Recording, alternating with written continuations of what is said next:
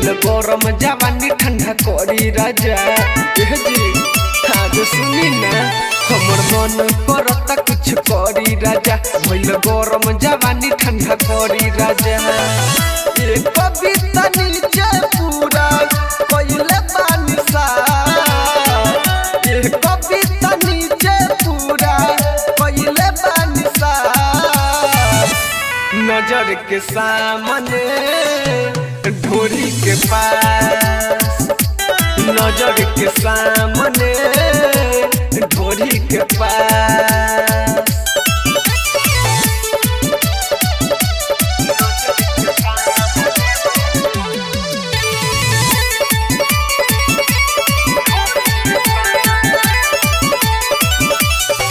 कोई न लेखा बाटे जवानी, आवो राजा चढ़ जाओ।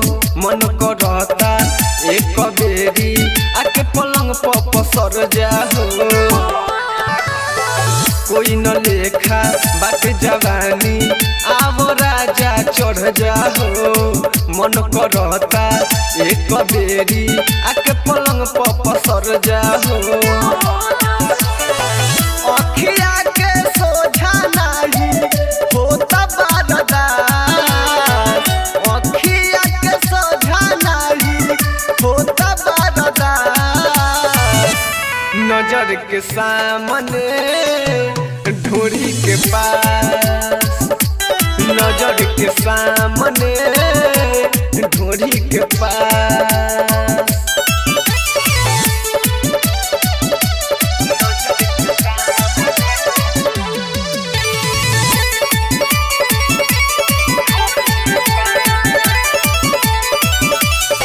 दुनुटी कोढ़ा बापिया राजिल, आव राजा चूसल।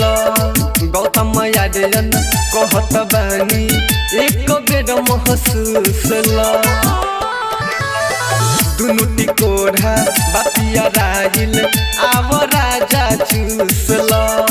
गौतम यादन कहत बानी एक बेर महसूस ल। बाली उमरिया बाटे तोहरे लखास, बाली उमरिया बाटे तोहरे लखास। नजर के सामने ढोरी के पास, नजर के सामने